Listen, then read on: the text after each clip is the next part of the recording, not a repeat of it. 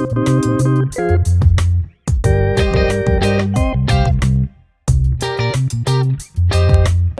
à tous, Michel Yavel-Cazenave, je suis interne de gynécologie à Paris. J'ai plusieurs casquettes différentes dans le syndicalisme et dans l'associatif. Je suis à la fois avec Guillaume à l'ISNI en partenariat, je suis au SCHP en premier VP et également à la GOF dans un poste qui lie un peu l'associatif et le politique. Voilà, donc nous on va, avec Xavier que je vais essayer de présenter, on va parler un petit peu on va faire un peu la synthèse de ce qui s'est dit ce soir. Est-ce que les modérateurs doivent se présenter en 2 mots? Je sais qu'il faut pas trop chacun qu'on comprenne un peu qui sont les personnes qui vont prendre les décisions. En 2 mots, hein, vous ne faites pas tout votre CV. Eh bien, écoutez, moi je me présente, Xavier Balmel, je suis interne en ophtalmologie, président du SAIHL, donc syndicat des internes des hospices de Lyon. Et donc, un petit peu comme Guillaume, j'ai vraiment cette casquette un petit peu syndicaliste, et c'est pour ça que je suis là aujourd'hui, que je remercie d'ailleurs la GOF pour cette invitation, et me donner la possibilité de voir avec vous finalement 5 solutions qui pourraient être intéressantes pour le bien-être des internes de gynécologie. Marie, tu veux te présenter? Bonsoir, donc comme cela a été dit tout à l'heure, je suis avocate en droit de la santé, je suis aussi docteur en droit de la santé. J'ai fait ma thèse sur l'indemnisation des victimes des essais nucléaires français, donc normalement je suis spécialisée en responsabilité médicale et voilà, je travaille sur toutes les problématiques du droit de la santé, encadrement des avantages et également de responsabilité médicale et d'innovation en santé. Voilà. Bien, d'abord, pour Didier Dreyfus, d'abord je remercie beaucoup Frédéric Liesmontagne et la GOF d'avoir la gentillesse de m'avoir invité. C'était extrêmement intéressant, j'aurais quelques mots à dire là-dessus, donc je me présente brièvement. J'ai quelques casquettes, voire des casseroles. Donc, premièrement, j'ai été longtemps chef d'un service de médecine intensive réanimation, ce qui m'a donné une vision de la gynécologie obstétrique qui n'est pas gaie, hein, mais j'ai cru comprendre que ce qui se passait dans mon service était assez rare, quand même, dans le moyen. J'étais professeur donc à l'université qui est de l'université Paris-Cité. Maintenant, je suis professeur émérite. Qu'est-ce qu'un professeur émérite? C'est le stade intermédiaire, effectivement, entre professeur titulaire et l'EHPAD, donc il me reste encore un petit peu de temps. Et pour essayer, donc je n'ai plus d'activité clinique, ce qui m'a fait beaucoup de bien à la part de cardiologue, car effectivement, les contacts avec l'administration avaient tendance à antagoniser tous mes traitements antihypertenseurs. Et donc, j'ai assez bien réagi de ce point de vue-là. Qu'est-ce que je fais actuellement? Parce que je pense que le point de vue dont je vais parler est important à dire. J'ai quelques activités qui ont heureusement encore un lien avec la médecine. D'une part, je suis membre de la commission de conciliation et d'indemnisation des accidents médicaux d'Île-de-France, donc je pense que Maître doit savoir à peu près de quoi il s'agit. Donc j'aurai l'occasion d'en reparler avec vous, je pense, de ça. J'ai été, ça a un rapport avec la loi anti-cadeau, j'ai été responsable de la commission de déontologie de mon UFR de médecine avant la fusion, même un peu après la fusion P5-P7, et j'ai été très vigilant à l'application de la charte des doyens, on pourra en reparler sur la charte déontologie, qui ne comporte pas que le problème des conflits d'intérêts, qui comporte le problème de la bien-traitance et tout ça. Et enfin, mais bien sûr c'est à titre personnel que je m'exprimerai, je suis depuis quelques mois membre du comité consultatif national d'éthique, occasion à laquelle j'ai pu rencontrer Frédéric Liesmontagne et votre autre collègue Mila, c'est ça, parce qu'on les avait auditionnés, on en reparlera, sur le problème de l'intimité, des examens gynécologiques à propos de quelques affaires assez tristement célèbres actuellement. Voilà. Alors, par contre, je ne suis pas sûr que je ferai 5 propositions. Ben là, il y a crainte parce qu'on a réfléchi avec Xavier à 5 propositions qui font un peu le résumé de tout ce qu'on a pu entendre. Et on aura besoin en fait, de votre avis en fait, sur 5 propositions qui, pour nous semblent nécessaires. On en a longuement discuté et en fait, je vais laisser Xavier commencer par les 2 premières. Je fais les 2 suivantes et on conclura sur la 5e qui nous touche tous les 2 et qui touche aussi quelques-uns du public. Je te remercie Michel pour cette introduction. Donc les 5 propositions qu'on va énoncer, il faut savoir qu'il n'y a pas de gradation, il n'y a pas de priorité au niveau de ces 5 propositions. C'est 5 choses qui doivent être menées de front. Donc la première, c'est une thématique qui finalement est bien ressortie au cours des différentes interventions. Cette problématique, c'est celle du mentorat. Parce que manifestement, on se rend compte que le compagnonnage, a priori, s'étiole, s'effiloche. Et lorsqu'on est dans des activités chirurgicales où finalement le geste, mais à la fois la réaction, la présentation vis-à-vis du patient, le grandissement, si je puis dire, un petit peu de la personne, mais en fait, on se rend compte que ce mentorat, il manque. il manque, il est totalement à développer. Il est développé surtout sur plusieurs aspects. Et un des aspects qui est important, qui est essentiel un petit peu, et on en avait bien parlé avec Michel, c'est l'aspect qui est des débriefings. Pourquoi les débriefings? Parce qu'on se rend compte que finalement, dans la vie de médecin, dans la vie de chirurgien, on va être confronté à des drames, il faut le dire. On va être confronté à des accidents de vie, on va être confronté à des choses qui sont particulièrement violentes. Et trop souvent, les internes sont seuls et repartent en fait chez eux en ayant vécu un drame et personne avec qui partager. Et ces choses-là, un des moyens essentiels pour finalement ne serait-ce que prendre soin de la santé mentale de l'interne là-dedans, c'est de donner la possibilité, et cette possibilité, il faut qu'elle soit systématique en fait, de pouvoir échanger quand on a par exemple une patiente qui part précocement, on a une hémorragie de la délivrance, on n'a pas réussi à la garder, et bien ça c'est quelque chose qu'il faut parler. On ne peut pas laisser la personne rentrer chez elle et affronter ça toute seule. Donc ça c'est la première chose un petit peu qu'il fallait voir. La deuxième, toujours un petit peu dans cette façon de parler du mentorat, c'est parler de la formation. Parce qu'on se rend bien compte que la formation, a priori, ça manque. On se rend bien compte que les internes sont plus que déçus au niveau de leur formation. Je sais que moi j'ai l'exemple lyonnais où on a fait une étude avec la faculté un petit peu qui montre à quel point les internes sont satisfaits de la formation qu'ils reçoivent. À 97%, ils sont insatisfaits. 97%, c'est un chiffre qui fait l'unanimité, on peut dire. C'est catastrophique. Donc c'est catastrophique et cette formation, comment on peut l'améliorer? On peut l'améliorer avec des initiatives comme celle que citait Gabriel Sadoun tout à l'heure. L'innovation, c'est essentiel. La simulation, c'est essentiel, surtout dans les spécialités chirurgicales. En fait, on ne peut pas laisser un chirurgien avoir des doutes. On ne peut pas laisser un chirurgien prendre, si je puis dire, le contrôle de l'avion en se disant « je ne suis pas sûr de décoller, je ne suis pas sûr d'atterrir ». Donc là-dessus, il faut absolument qu'on évolue, il faut qu'on travaille sur la formation, il faut plus de place pour ces innovations. Michel? La troisième chose, en fait, elle est simple. Il faut qu'on produise, et on est en train de le faire à la GOF, une charte. La chose la plus importante qui existe, qu'il faut comprendre, c'est qu'il y a des disparités partout. Et pour lutter contre ces disparités, il faut écrire, il faut construire des textes qui soient signés par les plus grands groupes qui existent, par l'académie par exemple, par les associations étudiantes, par les syndicats. C'est très important d'écrire des textes, d'écrire noir sur blanc, ce qu'on attend en tant qu'interne, ce qu'on attend du compagnonnage, ce qu'on attend un peu de tout ce qui va être notre bien-être, notre qualité de vie. Et ça, également, on est en train d'en rédiger, avec Frédéric, on est en train d'en rédiger une. Et c'est important que chacun d'entre nous prenne le temps d'écrire ces choses-là, que les disques, vraiment, il faut vraiment rédiger et signer, et qu'on soit tous d'accord autour de cette chose-là. Donc ça, c'est le troisième point, c'est vraiment d'écrire en fait noir sur blanc ce qu'on attend. La quatrième chose, c'est quelque chose qui me tient beaucoup à cœur, c'est cette question de l'engagement et du pas de côté. Quand on est interne, on a toujours cette tendance d'avoir des œillères, de penser qu'à la médecine. Et ce qui peut vraiment nous sauver, nous décentrer un petit peu, c'est ce pas de côté, s'engager dans d'autres choses, faire autre chose. On a trop tendance à penser trop à notre métier, à s'enfermer dans notre métier. Et ce qui va nous sauver, ce qui va nous faire évoluer, c'est vraiment de s'impliquer dans d'autres choses. C'est aller dans du syndicalisme, par exemple, pour porter haut et fort des couleurs et pour apporter des questionnements au niveau des pouvoirs publics. Faire de l'associatif pour créer de la formation innovante, comme on le fait à la GOF, avec tout ce qui va être nos formats visuels. Ça va être juste dans l'innovation, s'intégrer dans une start-up comme Solène qui va intervenir ce soir par vidéo, qui est la fondatrice d'AccioCare, qui est une start-up qui lie aux start-up. Finalement, en fait, c'est la qualité de vie, on va l'améliorer aussi en faisant nous-mêmes ce pas de côté, en s'intéressant à d'autres choses, en cultivant un peu notre jardin. C'est vraiment ça cette quatrième proposition, c'est plus à vous que j'adresse, c'est allez-y, c'est à vous de vous engager, c'est aussi à vous de prendre main, c'est pas à vous on n'est plus en train de subir, on peut prendre le temps, on peut prendre cette chance-là qu'on a de pouvoir s'investir dans l'innovation, s'investir dans le syndicalisme, s'investir dans l'associatif. Il faut prendre ce temps-là, et c'est avec ça vraiment qu'on peut faire avancer les choses, c'est tous ensemble, comme les Guillaume, de manière collective.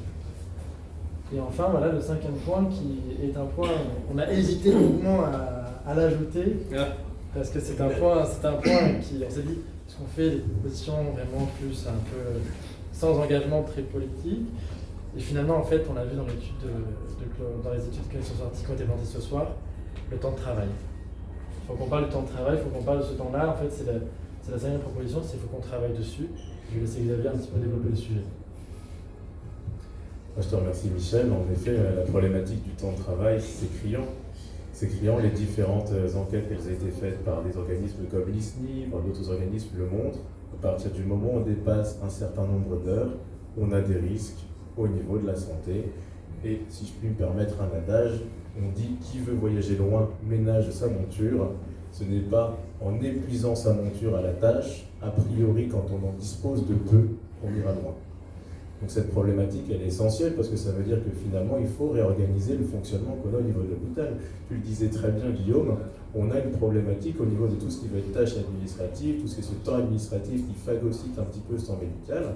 Et si on a une ressource médicale qu'on n'est pas capable de multiplier, en fait, il va falloir déployer du temps, il va falloir trouver du temps pour permettre à cette ressource d'exercer au mieux ce qu'elle peut faire et surtout en la préservant. Parce que cette ressource, elle est rare.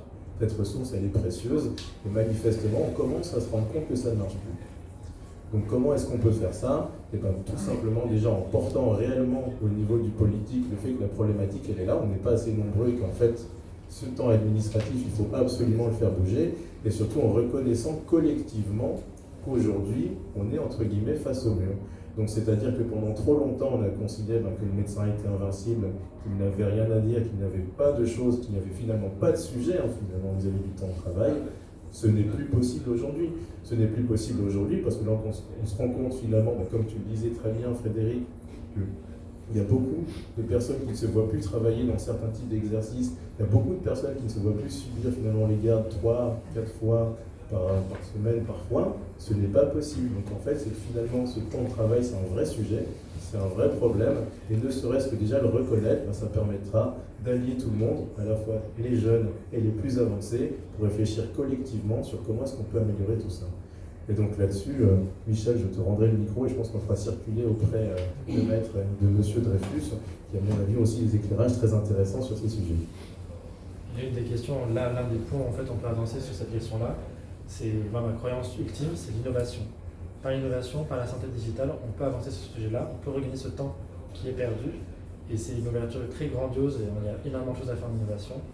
Et voilà, globalement, nous, on a une situation qui est très triste, parce qu'actuellement, on a vraiment des difficultés partout. On reste optimiste, et on se dit encore que, justement, on peut encore prendre beaucoup de choses et créer encore beaucoup de choses. Est-ce que vous allez réagir?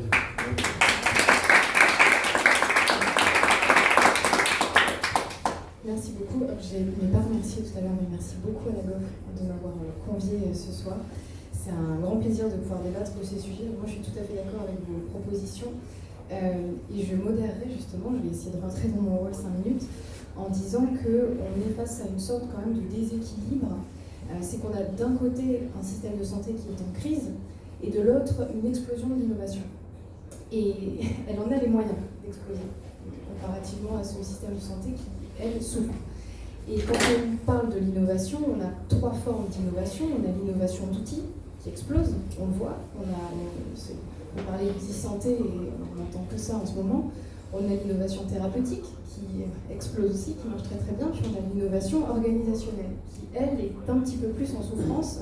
Et c'est là-dessus qu'il y a un vrai travail à faire et on peut se demander aussi quel est justement le rôle et l'implication de ces pouvoirs publics par rapport à cette innovation organisationnelle qui est un peu en danger.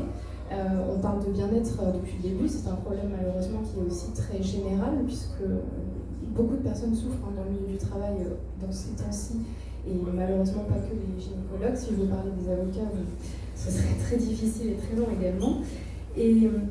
Et donc, comment les pouvoirs publics vont réussir à s'emparer de cette question? Donc, il y a un vrai travail à faire aussi de leur part, de soutien, d'encadrement, d'évaluation, comme vous le disiez, le professeur Dr Coufinal tout à l'heure. Donc là, il y a quelque chose effectivement. Et puis, il y a aussi cette histoire de relais. Et quand je vous écoutais parler tout à l'heure, je pensais à ces relais. Est-ce qu'ils existent partout en France, des relais d'écoute? Est-ce que vous en avez? Parce qu'on n'a pas pu débattre et poser des questions au fur et à mesure des interventions. Mais il y avait cette histoire des dom-tom et que vous aviez là-bas des encadrements, des commissions d'internes pour discuter. Est-ce que vous avez ces commissions partout en France? Et est-ce que c'est quelque chose qui ne pourrait pas se développer aussi davantage, d'avoir ces relais d'écoute? Ça, c'est quelque chose que je voulais rajouter. Et puis effectivement, après, sur le reste, j'étais parfaitement d'accord avec vous, vous avez très très bien résumé les choses. On pense quand même que tout s'est accéléré avec le Covid aussi, ce problème d'épuisement professionnel, de bien-être. Il y a un sujet qui n'a pas été complètement poussé, c'est la distinction entre les hommes et les femmes. J'aurais été curieuse de savoir si le bien-être était, enfin l'accessibilité au bien-être était plus difficile pour la femme que pour les hommes. Voilà. Donc voilà, ce serait peut-être un point en tout cas intéressant de discussion. Et je vais laisser le professeur Dreyfus conclure.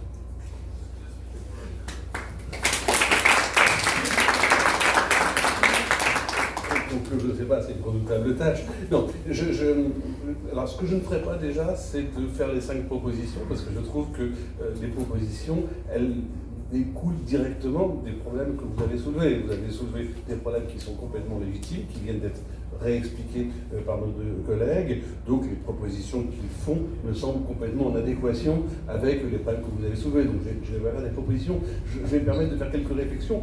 D'abord, la première, c'est que j'ai été vraiment frappé, même si je n'en ai pas été étonné, de la qualité des interventions, de la profondeur de la réflexion. Et ça, c'est extrêmement agréable à entendre, d'une part, extrêmement rassurant pour l'avenir. Ça montre, je ne suis pas complètement sûr que ma génération, justement, était capable de réfléchir là-dessus, mais pour ma génération, et la tienne, je pense, on était dans des années dorées, on va dire, on ne se posait pas exactement les mêmes questions. Alors, je ne dis pas que ça se passait bien, mais je veux dire qu'on n'avait pas les mêmes inquiétudes sur l'avenir, parce que l'avenir, globalement, était moins inquiétant, c'est tout. Il n'y avait pas les mêmes crises économiques que maintenant, il n'y avait pas tout ça. Donc, première chose, et ça, je rejoins ce qui a été dit tout à l'heure, c'était beaucoup moins bien avant. Je ne dirais jamais, peut-être que vous ne connaissez pas un auteur qui mérite d'être lu, qui s'appelait Paul Nizan, qui était un philosophe plutôt d'extrême gauche, qui est mort assez jeune, qui a écrit un livre magnifique qui s'appelle Aden Arabi, et qui commence par « J'avais 17 ans, j'avais 20 ans, je crois. J'avais 20 ans et je ne laisserai jamais personne dire que c'est le plus bel âge de ma vie. »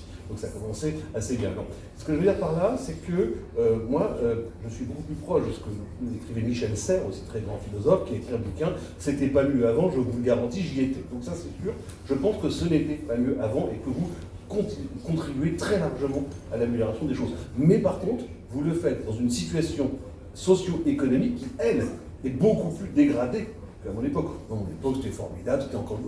c'était le plein emploi, c'était la fin du plein emploi, mais c'était encore le plein emploi, c'était le début du numerus clausus quand j'ai commencé médecine, etc., etc. Il n'y avait pas les mêmes crises, il n'y avait pas le même nombre de chômeurs, donc c'était plus agréable, je dirais, au plan socio-économique, mais au plan qualité de l'exercice, au plan réflexion sur l'exercice, vous avez fait des progrès énormes par rapport à ce que l'on faisait.